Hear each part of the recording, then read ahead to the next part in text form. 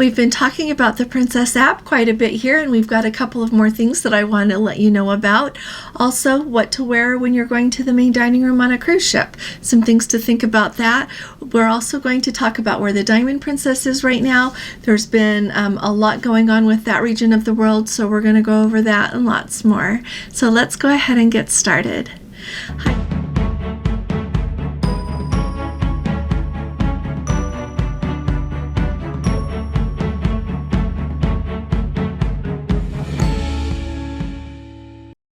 Hi there, this is Allison with Let's Go Travel Tips.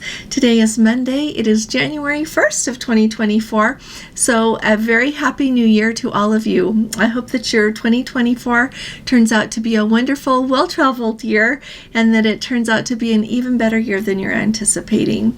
If you would like to come this evening, we're going to talk about in our live some things that I am looking forward to in 2024.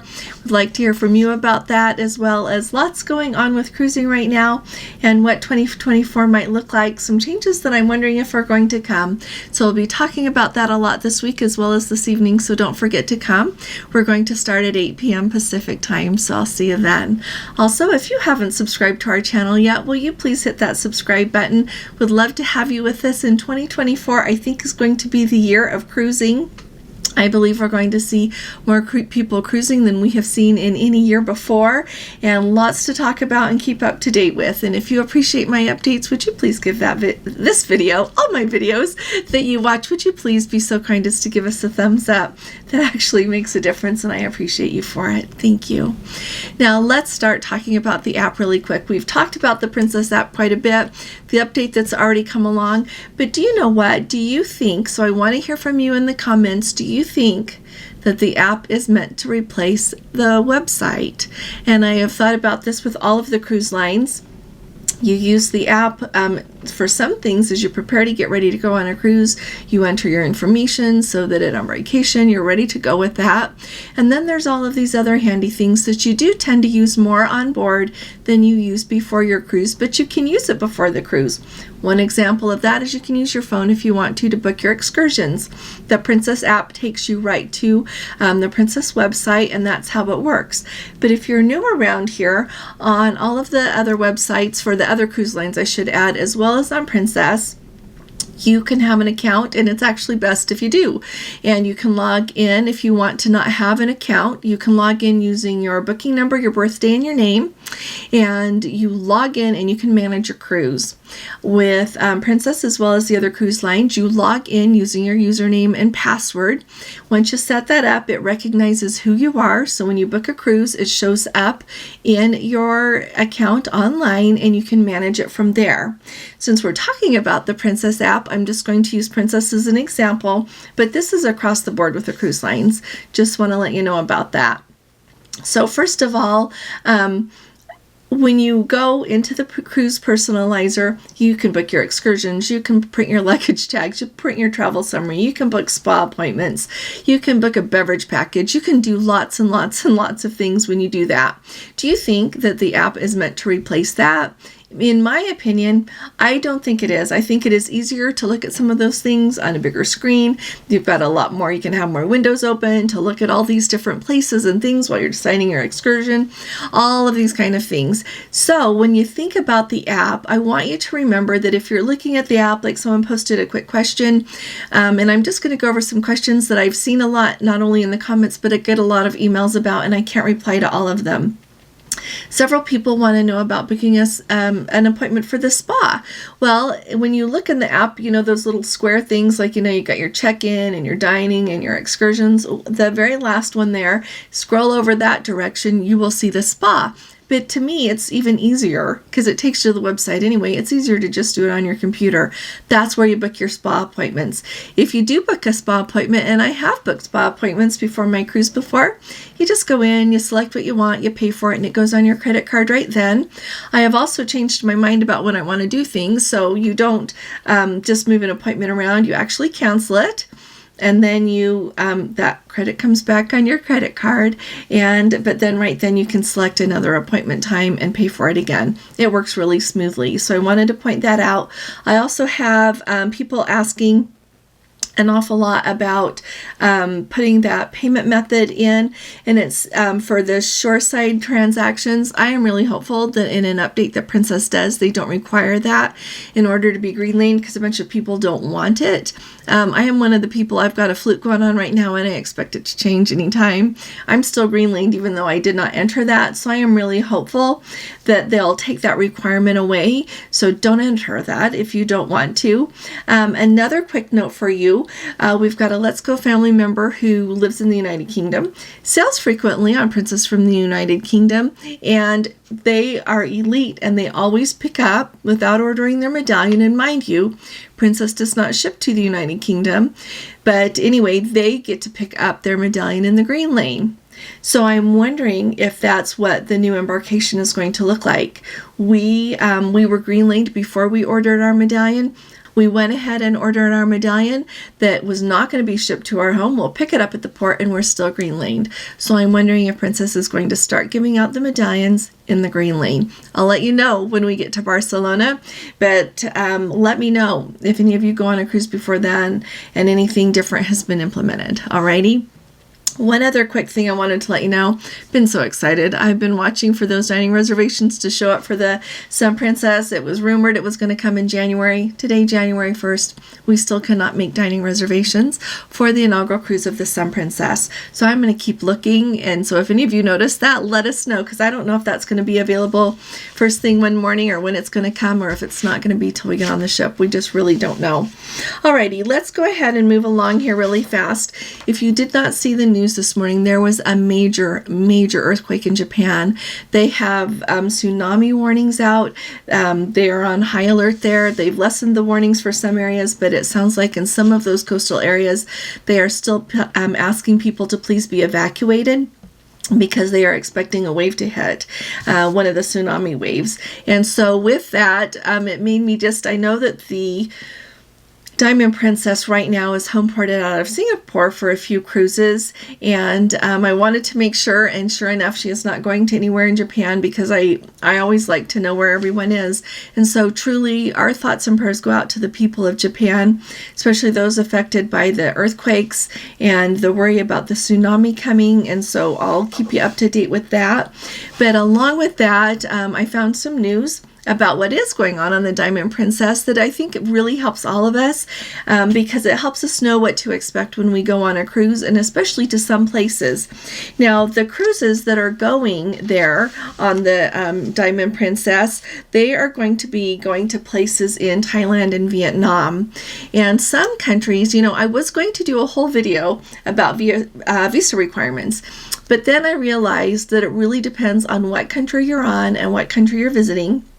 Sometimes it can even change a little bit with how you're visiting a location and what they will allow as far as a visa goes, that I thought that I didn't want to put out a video and have everybody take my word as what it was, and their experiences are a little different, or they're from a different place, whatever, and then be in a pickle. So I'm not going to do a whole video about visa requirements. But I do want to let you know that the people who are sailing on board the Diamond Princess right now, as they go to visit these places in Vietnam, Vietnam is the country where you're going to need a visa if you're from the U.S. They have put out a letter that says that if you are going to go ashore in Vietnam off the cruise ship, each passenger is going to have what is called a Vietnamese landing card, and it needs to be carried ashore. Immigration officials at the gangway will verify and stamp the landing card, which are valid until after their visit to the ports there in Vietnam. Once you get done visiting Vietnam, they want those landing cards put back into a designated box on board the ship, so it's not something that you keep and take with you. Furthermore, an important thing, it says guests must have Vietnamese visas to disembark in one or both of the Vietnamese ports. While travelers could have purchased the visas prior to sailing, they are also available to purchase on board if the traveler needs it. Even if guests do not plan to disembark in the port, all guests are required to have appropriate visas. That's really important to note. So that for right there tells me that if you are going to go on a cruise to a place that requires you to have a visa if you get off the ship and you think, well, I'll just stay on board. Nope, I think you better get the visa, because that is clearly what applies here, and it most likely applies in the other places. So put that in your pocket to remember. It further says that the certificate of Vietnamese visa exemption booklet will still be charged $3 per person for landing cards and the associated processing fees. And so those will just go on people's shipboard accounts. And then it says, it should be noted that the United States is not a visa-exempt country for visits to Vietnam, although several other European nations, including the UK, are. And so just wanted to bring you up to date on what's going on our Diamond Princess so that you know how to approach visas. And I am really happy that if people somehow gone on a ship and missed that requirement to have a visa, that there is a way around it. But I would not count on that everywhere that you go. Do your best to be prepared with what visas you're going to need. I thought I would just bring you up to date. This Diamond Princess is going to continue being homeported there in Singapore until March of 2024. She's going to go back and start sailings around Japan. In August of 2024, she is going to reposition down to Australia and do Australian cruises clear through March of 2025. And so at March 2025, she's going to go back up to Japan, and after that we don't know. So my guess is she'll continue sailing the sailings very similar to what she's been doing, but it's fun to know that she'll be going back, seeing Japan, doing that for quite a while. Then she'll be going down to Australia. Lots to look for with the Diamond Princess. I wish we would have had the chance to sail on her when she is here, but the Diamond Princess is one of the ships that we are looking for and want to get on in Asia. We're trying to figure out if we can work that in 2025. So we need to go to Asia on a cruise, and we need to go to Japan, so we're working through that. Finally, here we got two other things we're going to talk about. Southwest Airlines made an interesting announcement a while ago, and I saw that at that time. What has really surprised me is what has been on TikTok. I don't watch what's on TikTok. I don't do TikTok, but I read the reports of what people are doing, and it's really interesting. So Southwest Airlines made an announcement not too long ago that if you are someone who weighs more and you need more than one seat, they will give you 2 or 3 seats extra at no charge. And so there's a couple of ways you do this. They said one way you can do it is you can book the 3 seats, like if, because clearly they need to be by each other. You can book those and then call customer service and let them know you want them because you need all 3 of them to fit. And then they will credit you back for the other seats, right? So if you book 2, they'll credit you back for 1. If you book 3, they're going to credit you back for 2. Then that way you've got plenty of room to sit. The other way that you can get those seats is if you go to board the plane and you want more than one seat, you can tell them at the desk there, at the gate, and let them know that you want to have more than one seat. And if they've got any extra seats on the plane, they'll do their best to rearrange people so that you can have an extra seat to fit on. And so I thought that was a really interesting announcement. It'll be interesting to see if any other airlines follow suit with this. The people who post about it on TikTok are just pleased as punch that they have started doing this, and it'll be really interesting. Like I said, it'll be interesting to see if other airplanes do this. I honestly can see both sides. Tell me what you think about it in the comments, would you? So the reason that I'm telling you this is Southwest does fly to a lot of destinations here in the United States and a few destinations outside of the United States. I know we've got a lot of Let's Go family members, people who really enjoy booking Southwest to get from where they live to somewhere to be able to go on a cruise. So I thought this might be valuable information for you. Looking forward with this, I think it's going to be really interesting to see what precedent this sets. Tell me what you think in the comments, would you? The last thing that I wanted to touch on today, and I feel like we need to discuss it even more, is the change that's going on with attire for dining. I think this is across all the cruise lines, not just on Princess, as we were talking about Princess here. But as we think about all of the cruise lines, I believe that things are becoming more casual than they used to be. And I would guess that cruise lines are doing this because they feel that this is what the public wants, that the guests want to go a little bit more casual. I can see both sides of it. I think that there is something wonderful about getting really dressed out, going and having a lovely meal, and just having a special dinner, dressed up beautifully and thoroughly enjoying that. I also understand that sometimes people don't want to get all dressed up, but they still want to go have a nice dinner, and I feel like they can enjoy that dinner just as much as someone who is dressed up. So let me tell you what is nudging me to talk about this today. If you have not joined us over on our Facebook, come and join us. It's Let's Go Travel Tips. This morning we were looking through the comments, and one of our Let's Go family members had got to be on the cruise ship on Christmas Eve, and it was formal night, and noticed that a lot of people were not dressed up very much, and just noticed that difference. And as we have been cruising, things have gotten a lot more casual. When we were just on the Island Princess in October, once again, instead of saying formal night on the daily schedule of events, it said dress to impress. Well, dress to impress, I think, is even more subjective than formal night is. Formal night, you think, okay, we've got to dress up. It's got to be a little bit nicer.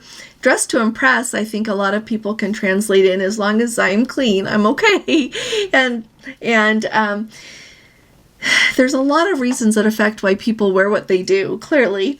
I wanted to share really quick, and I want to get your experience. In 2016, our daughter and I, we went on a cruise together, 7-day Mediterranean, and we only spent a couple of days early in Rome, and and enjoyed that, went on the cruise and went home. The next year, 2017, we went on a 10-day Mediterranean cruise, and we did a lot more traveling on both ends of that cruise. So we decided we were going to take just carry-ons that year. So 2016, we packed pretty dresses, went to the formal nights, had a lovely time, and I love the photos that we got. We got really good photos, which I'll treasure forever. The next year, though, like I said, we didn't bring our nice, what we would have thought we would wear to a formal night, and so we didn't go. We just ate in the buffet that night and ended up doing things. We didn't even go to the entertainment because we just felt like we weren't dressed for it. I remember one night we watched a movie Under the Stars, and I can't remember what we did on the other one, but we just didn't go because we didn't bring our fancier clothing with us. And now we fast forward, and the last time that was like 6 years ago now, almost 7, and things have really changed. I feel like the clothes that we had taken in 2017 with us would have been fine to wear at the main dining room now, but we wouldn't have worn them then. So let me know what you're thinking about what you take. I know that packing makes a really big difference. It takes, when we pack Gordon a suit, we generally pack his other shoes and then a whole suit, and it does weigh more, and it does impact, if you're trying to travel before or after your cruise, how much you want to lug around everywhere with you. So tell me what you think about it.